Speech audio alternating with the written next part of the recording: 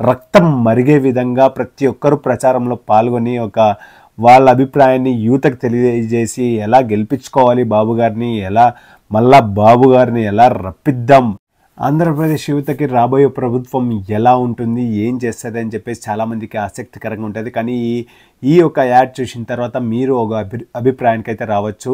రాబోయే ప్రభుత్వం ఏం చేసింది ఇంతకుముందు, రాబోయే ప్రభుత్వం ఏం చేయబోతుంది అని చెప్పేసి మీరు కంపారిజన్ చేసుకొని ఓట్లు కూడా వేయచ్చు అనమాట.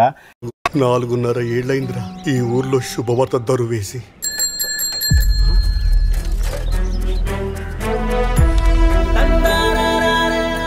ఇప్పుడే మామా రాష్ట్రమంతా గంతులేసే దరువు.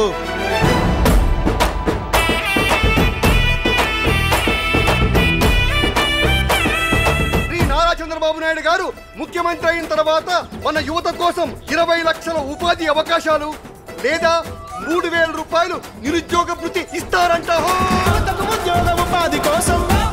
ఇది నాకు ఈ మధ్య కాలంలో ఒక వీడియో బాగా నచ్చింది, అంటే ఈ వీడియో నచ్చిందని చెప్పుకోవచ్చు. బాబుని మళ్ళీ రప్పిద్దామనేది మాత్రం గ్యారంటీగా ఇప్పుడు ఆంధ్రప్రదేశ్లో యువతలో గట్టిగా వినిపిస్తుంది అనమాట. అంటే సిబిఎన్ అగైన్ అనే మాట వినిపించాలి ప్రతి ఒక్కరి నోట అనేసి నా అభిప్రాయం అనమాట.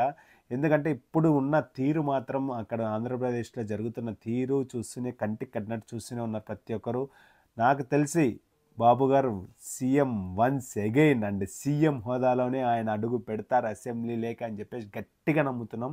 Let's wait for that moment అనమాట, గూస్ బంప్స్ మూమెంట్ అనమాట. ప్రతి ఒక్క ఆంధ్రప్రదేశ్ ప్రజల్లోనూ ఇది ఒక నిలిచిపోయే చరిత్రాత్మకమైన నిర్ణయాలు తీసుకోబోతారని చెప్పేసి అనిపిస్తుంది. ఎందుకంటే ఆయన సంతకం పెట్టే రోజు కోసం అందరూ సీఎంగా బాబు అనే నేను అనే పదాల కోసం వేచి చూస్తున్నాం. Let's wait for that moment. Thank you all.